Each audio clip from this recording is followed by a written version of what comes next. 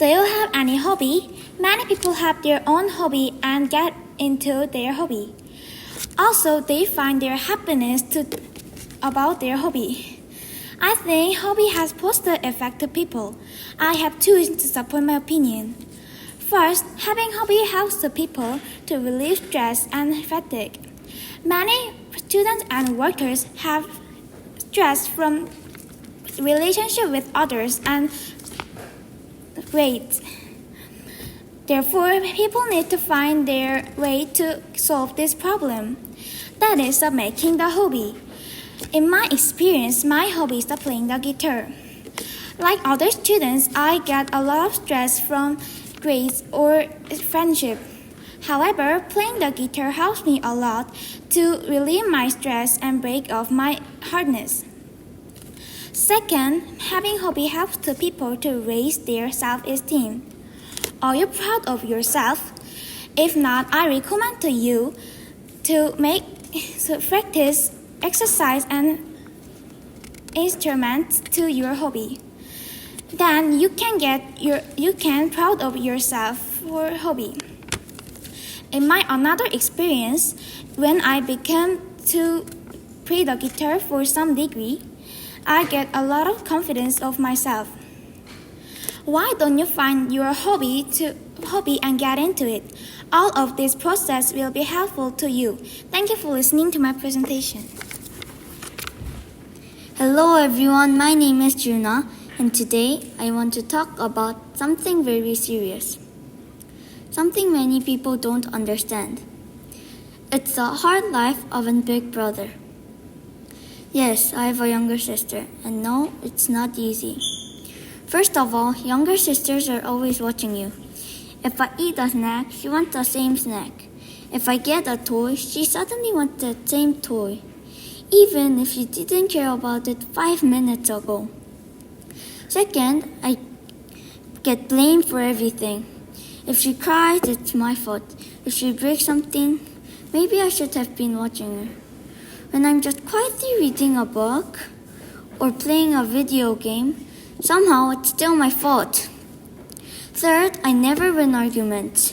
Not because she acts cute, no way.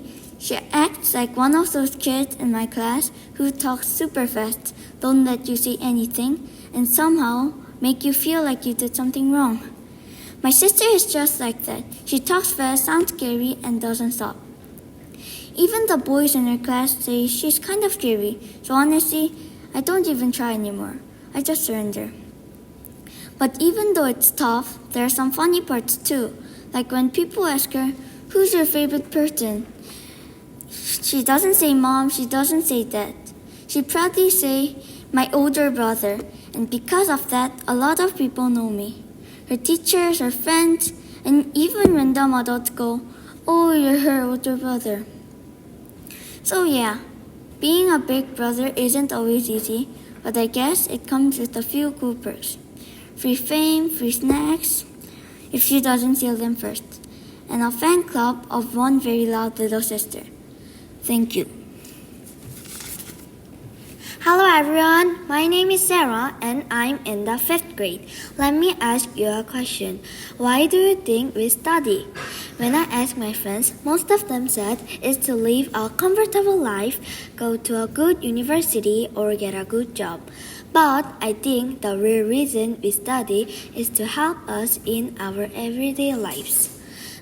For example, if we don't know how to add or subtract in math, we might not be able to check our charge when we buy something.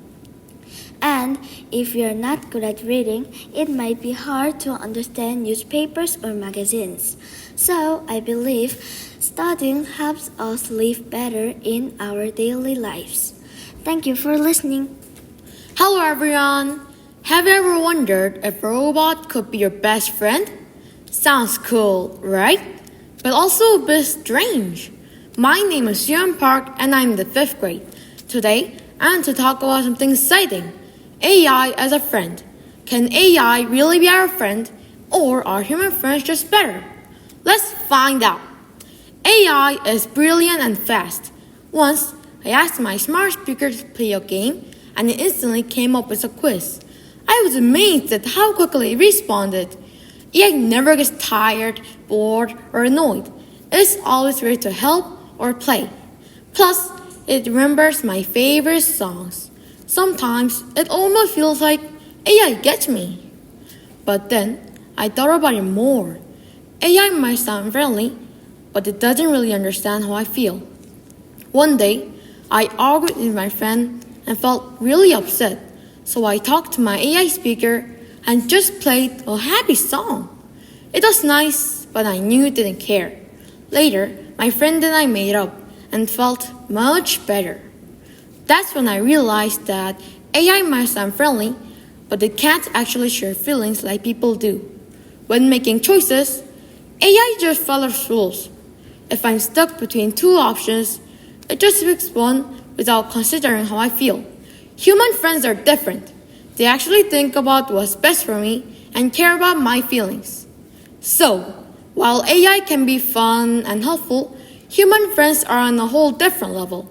They don't just listen, they understand. They don't just respond, they care. Our real friends know how to cheer you up even when you don't ask. That's why, no matter how advanced technology gets, human friends will always be the best. Thank you for listening. Hello, I'm happy to meet you. My name is Bruce. I'm in the 6th grade at Hwangji Elementary School. Today, I'm going to tell you about saving the Earth.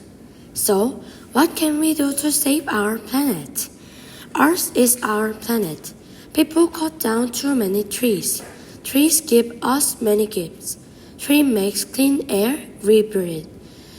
Trees give us feel fresh. Trees are wonderful. But many forests are disappearing. People make too much trash. Trash is everywhere. The earth is sick. We have to make less trash. Even cars make too much smoke. Dirty air is everywhere.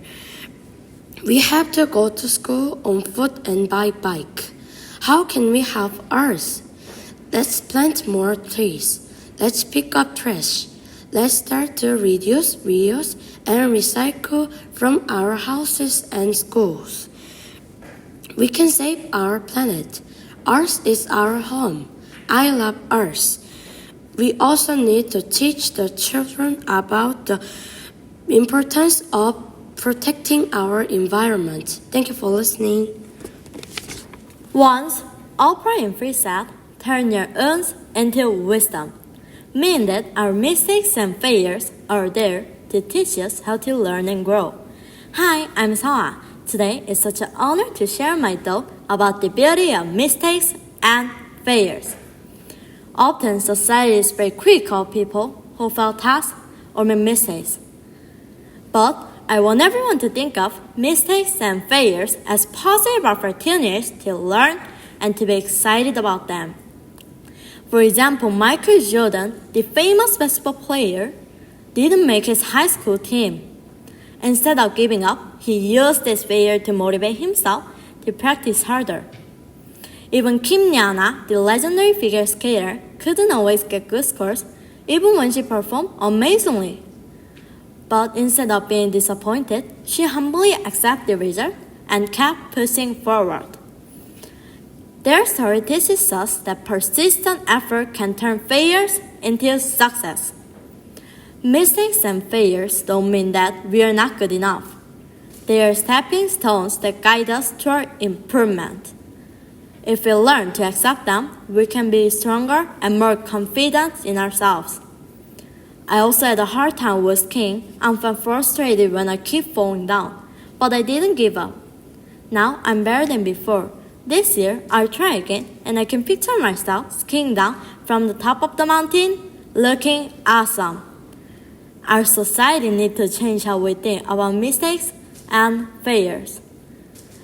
Instead of saying, "I can't do this," try saying, "I can't do this yet." We should use our lessons from our challenges to create a better future. So, do you guys still think that mistakes and failures are just bad for us? Thank you. Hello everyone, my name is Suan, and the speech topic I brought is the importance of doing nothing. It sounds strange, right? Many people think that doing nothing is lazy or even boring, but my opinion is different. I think that doing nothing is one of the most important things that you do. So, here are the reasons. First, our brain is just like a phone. Yes, I'm talking about your smartphones. Every phone needs charging, and our brain needs charging too. But not with the chargers, with doing nothing. It makes your brain refreshing and recharging. If eating makes your body charged, doing nothing makes your brain charged. Second, doing nothing makes your brain free. Doing nothing doesn't use your brain, that makes it free.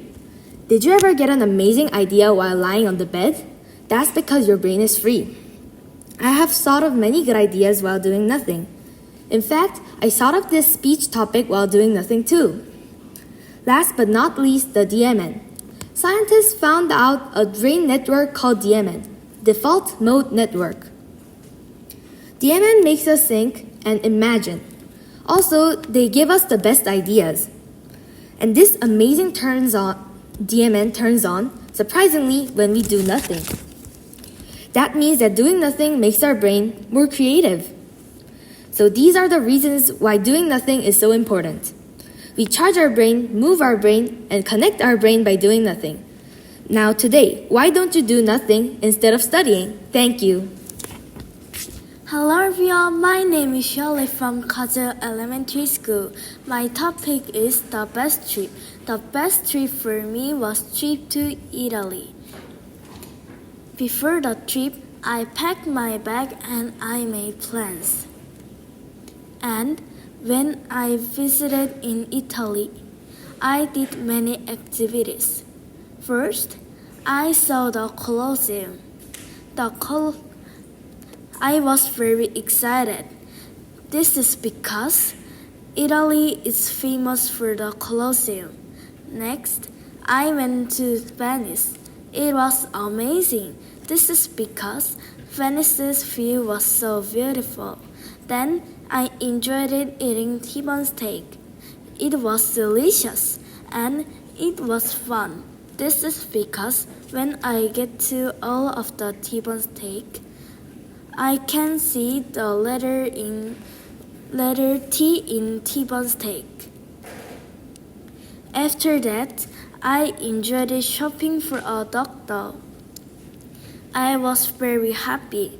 This is because I wanted to buy a dog doll before. Lastly, I went to Campo Plaza.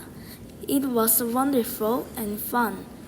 There were so many activities to enjoy at Campo Plaza. I was happy and felt fun on this trip. It was a fantastic trip in my life. I wanted to recommend many people when I have time to go to Italy. This is because I enjoyed this trip so much. Thank you for listening. Hello, my name is Claire and I'm 10 years old. I go to Unsak Elementary School in Seoul. Today, I would to tell you a magical dream I had with my cute and lovely dog Rumi. Rumi has soft cream colored fur and very pretty eyes. One night, I fell asleep with him, and when I opened my eyes, we were walking on clouds. It felt so real, but I knew it had to be a dream. We happily jumped into clouds and soon arrived at a huge house. Inside, there were many dogs and their owners. Each owner was putting a magical necklace on their dog. Suddenly, one of the dogs started talking to me. It said the necklace lets dogs speak. I was so surprised. I got a necklace from an old lady and gave it to Rumi. At first, he was quiet, but then, boom, he started giving me a bunch of complaints. Why don't you take me for walks more often? Why don't you clean up after me right away? It was so loud that I thought my ear was bruised. Then I felt something like rain and woke up. It wasn't rain. It was Rumi's drool. I was a little sad that the dream ended. But tonight, I hope I can dream of another trick with Kurumi. Thank you for listening. Imagine you have the chance to drink the elixir of life, a potion in Harry Potter that grants immortality, the ability to never age, never die, and have endless time with your life. At first, it might sound like a dream come true. No fear of death, endless opportunities, and all the time in the world just for yourself. But immortality also has a darker side, leading to loneliness and pain. Hello, my name is Claire, and today I want to talk about both sides of immortality, the challenge it brings, and the possibilities it offers. Imagine this. The people you care about leave your life and perish sadly. You remain unchanged, while the world moves on to a new generation. What once seemed like a gift begins to feel more like a curse. Yes, immortality can hurt. It's heartbreaking. You try to hold on to your loved ones, but they slip away one by one. New cultures emerge, new languages are spoken, and new technologies change how people live. You feel out of place, lost in a world that used to be yours. Imagine someone asks you about the latest trend, and you just stand there, confused. It's lonely, it's isolating. But even on this sorrow, there is hope. Maybe we can use immortality as a good tool. Maybe we can do something meaningful. If I ever had immortality, I would use it to become a renowned school principal, someone who uses the wisdom of many years to guide and support young minds with kindness and understanding. Some might ask, how can anyone remember something from the past? Decades ago, centuries ago. Well, if you truly care, you prepare. You write down your lessons, reflect, and grow. You become the one to say, I made this mistake and here's what I learned. That's real leadership. That's real power. Still, immortality won't completely erase the pain. But this can also give your life meaning. So yes, in conclusion, immortality is complicated. It can either feel like a burden or a gift. Because in the end, it's not about how long we live. It's about what we do at the time, even if the time never ends. What would you do if everyone left and you dream? Would you give up? Or would you fight for it? Hello everyone, my name is Joonha, and today I want to talk about dreams, Billy Elliot's dream, and my own. Billy Elliot was a boy from a small town in northern England. His family was poor, and his father wanted him to learn boxing. But Billy was something else that made him heart beat. He loved ballet. When people saw him dance, they laughed. They said, ballet is for girls. Even his father told him to stop, but Billy didn't give up.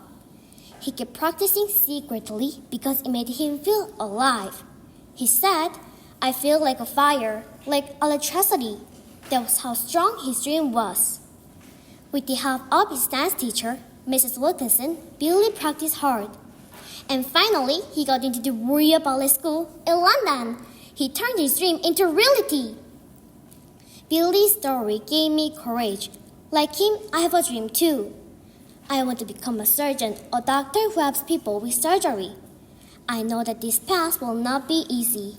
I will require long years of study, steady hands, and a strong heart.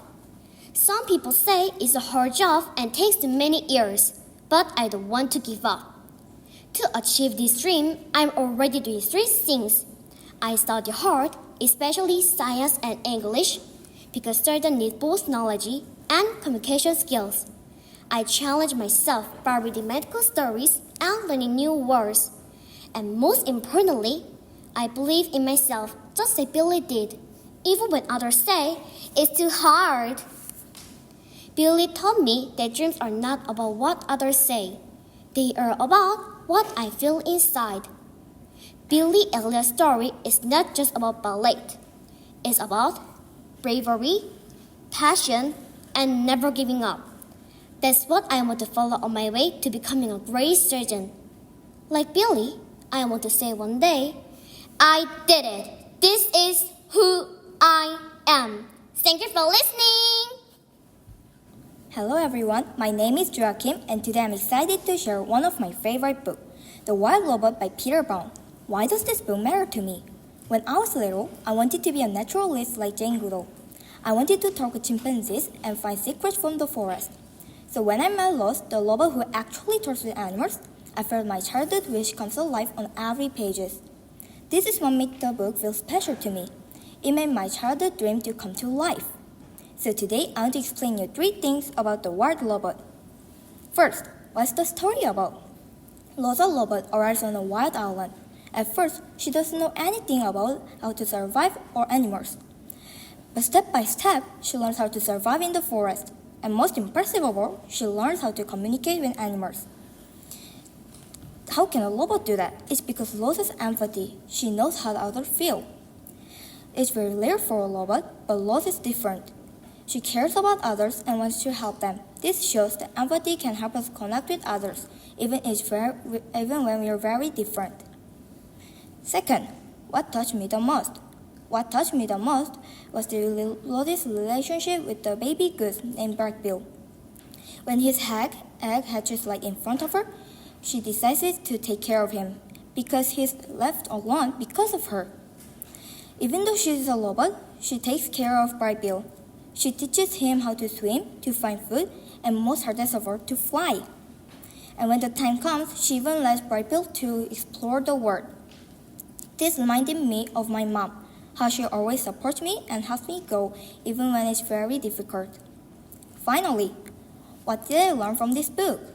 This book taught me that real friendship and kindness, happiness can come from anyone, even a robot. Lost shows that the real friendship can come from when we are really thinking about others and caring about others. This book also made me think about our future. Robots may help us in many ways. Lost is built for helping farming. But in the wild, she finds a new life. This book reminds us, don't forget the wild world outside your screen. Even technology develops, we still need nature and balance. This book is full of funny stories, exciting, and for teen minds. If you're interested in adventures, talking with animals, or stories with the teen mind, I really recommend this book. Thank you for listening. I hope Lost and Bill fly into your imagination the way they soared into mine. Hello everyone, my name is Annie. Do you like animation? I like an animation called Haikyuu. This time I want to introduce my favorite animation. Haikyuu is a story about volleyball. I learned volleyball at school and I started watching because I have interested about sports. The story is about a high school student who play volleyball with his team against other schools. As they play, they grow and improve. The team join a tournament for the first time but lose steadily.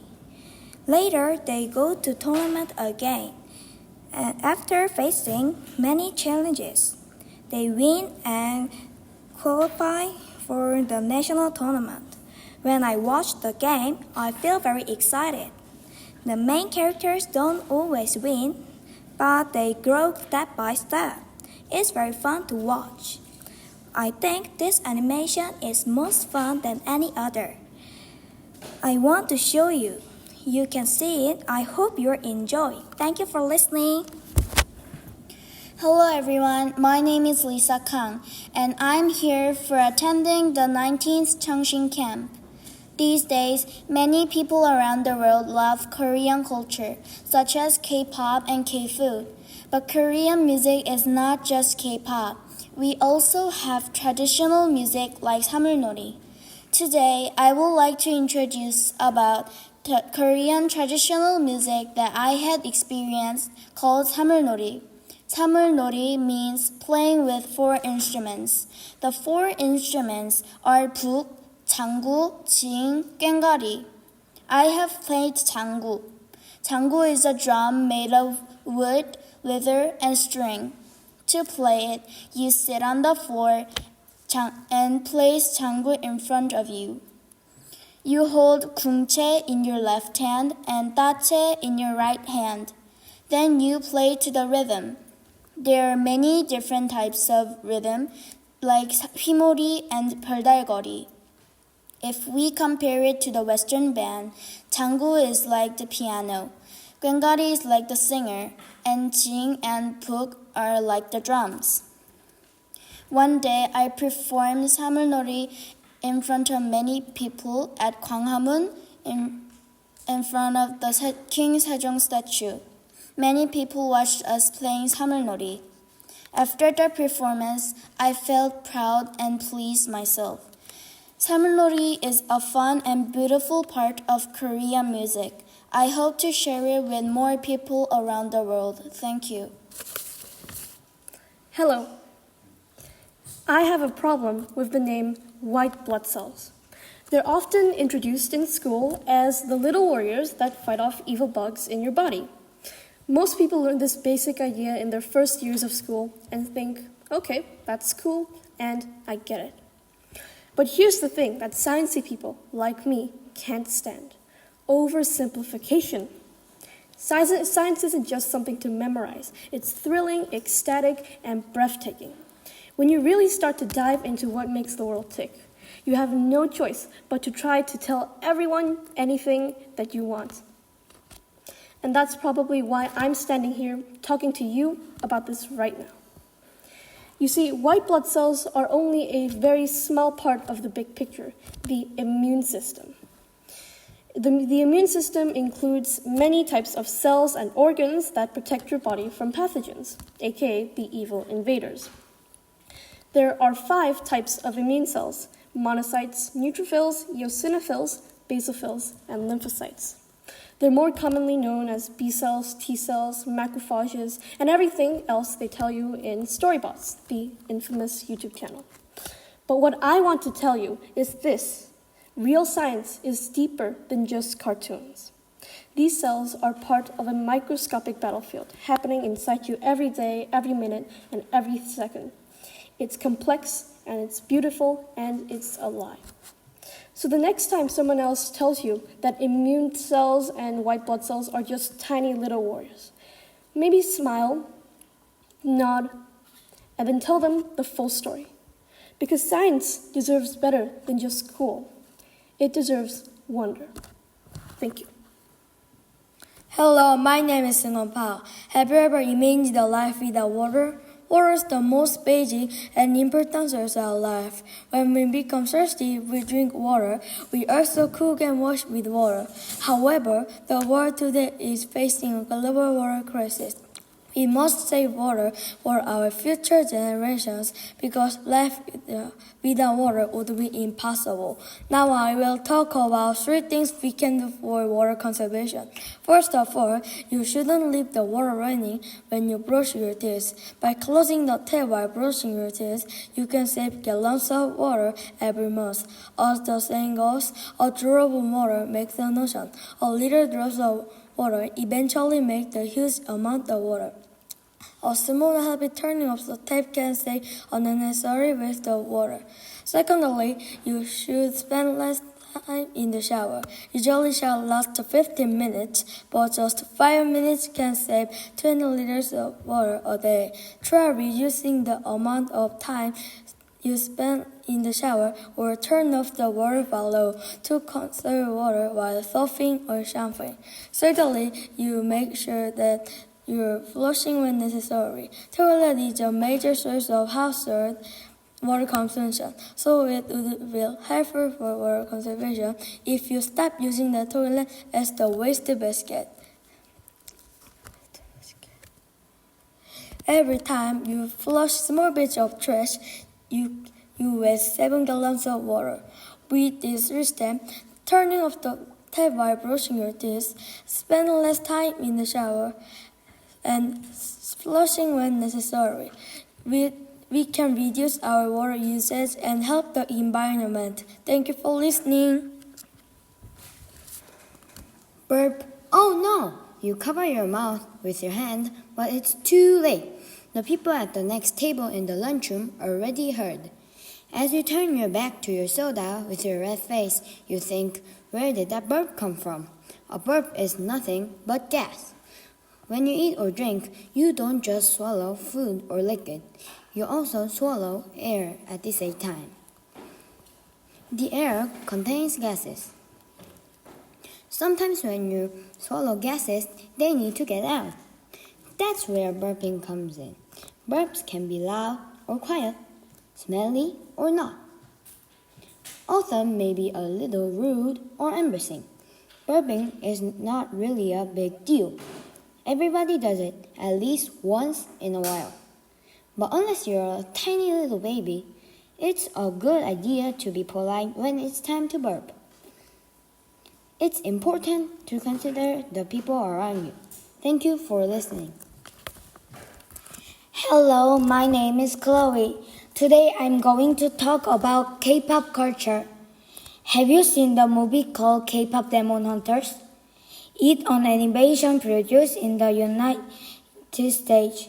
It's a very interesting case that the theme of the American movie is about K-pop idols, and it was amazing to express our culture in detail, such as Korean traditional clothes, tiger, and food. This movie ranked number 1 on Netflix. I felt proud that K-pop became more popular worldwide due to it. Who is your favorite K-pop idol? There are so many K-pop idols like Blackpink, IVE, aespa, BTS, and Stray Kids. These K-pop idols have expanded their careers in the world, such as US, Europe, and Asia. What can we do to introduce Korean culture in more detail and better to the world? It would be study English. I want to study English to help to introduce my country to the world like K-pop idols. Thank you for listening. My trip to Mexico. Hello everyone. I went to Mexico and it was wonderful. Today I want to tell you how to enjoy a trip to Mexico. First, go to Teotihuacan. Teotihuacan was one of the biggest cities in the world a long time ago. It has 2 famous pyramids, a pyramid of the sun and a pyramid of the moon. You can walk up the stairs to the top. A long time ago, people had big ceremonies for their god on top of the pyramids. Some people say they even gave human sacrifices, but we still don't know who built this amazing city. It's very interesting and full of history. Next, visit Cancun. Cancun is a beautiful place with hot weather and many nice hotels near the beach. The ocean is blue and clear, and you can swim or relax in the sun. Also, I really recommend going to Cenote. Cenote is a natural pool with fresh water. It's very deep, so it's better if you know how to swim. You can jump into the water from a rock and see colorful fish. It's so fun and cool, especially on a hot day. Mexico is a great place to travel. It's old cities, beautiful beaches, and fun adventures. I hope you will enjoy it like I did. Thank you for listening. Good afternoon, everyone. I am Rachel. Today, I will talk about the hidden science behind magic. Have you ever wondered if magic could be real? Some of the magic in Harry Potter is actually based on real science. Let's start with the invisibility cloak. It first appeared in Harry Potter and the Sorcerer's Stone as a gift from Professor Dumbledore. It looks like magic, but in science, we have something called metamaterials. These are special materials that bend light in strange ways. Normally, we see objects because light reflects off them into our eyes. But if we bend the light around an object, it disappears from view, just like Harry's cloak. That means invisibility may not be just a dream. It's real science in progress. Next is the time turner, which Hermione used in The Prisoner of Azkaban to attend more classes. It seems like magic, but it's related to Einstein's theory of relativity.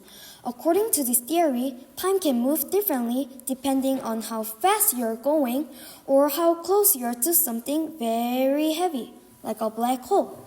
This is called time dilation, and it means time travel, in a way, could be possible someday. Finally, the sorting hat. It reads students' thoughts and chooses the best house for them. It seems like magic, but in our world, AI and neurotechnology can already do similar things. Computers can study how we think and even read our brain waves using special headsets. They can guess how we feel, what we like, and maybe one day where we belong, just like the Sorting Hat. So what seems like magic may just be science we don't fully understand yet. Harry Potter shows us a magical world, but the real world is full of wonders too, because sometimes real magic is science. Thank you for listening. Hello everyone, my name is Roy and I'm in 4th grade. I have many hobbies and one of them is visiting the UNESCO World Heritage Sites in Korea. I love visiting these places because it shows how wise my ancestors were and how artistic they were. Among the 17 UNESCO World Heritage Sites in Korea, my favorite is Suan Fortress. Suan Fortress was selected as a UNESCO World Heritage Site in 1997. Suan Fortress was built between 1794 to 1796 under the leadership of King Jeongjo during the Joseon dynasty. This fortress had two main purposes. One of the main purposes was to honor his father, King Sado, and the other main purpose was to build an alternative capital in case of war. The fortress walls were stretched about 6 kilometers. Within the walls are defensive structures forming gates, observation towers, and secret gates. Sadly, most of the structures were destroyed during the Japanese occupation and the Korean War. However, the walls are still original and they stay strong today. I visited the Suan Fortress last winter and it snowed. It was so beautiful, so it was covered in the snow. I wish the original fortress was never destroyed, but the Hwasong Fortress is still amazing. Thank you for listening. Good afternoon, everyone. My name is Olivia. Today, I want to argue about animal testing. Many people use animals in their research or study. They use animals to test their product safety and side effects. They also use animals to prove their theory. However, animal testing is becoming a serious global issue. Is it okay to do animal testing? I believe that animal testing should be stopped for 2 reasons. First, animal testing is only beneficial to humans. In animal testing, a significant number of animals perish while testing. But why don't people test on humans? It is because they don't want to take the risk of dying. But then, can we sacrifice animals?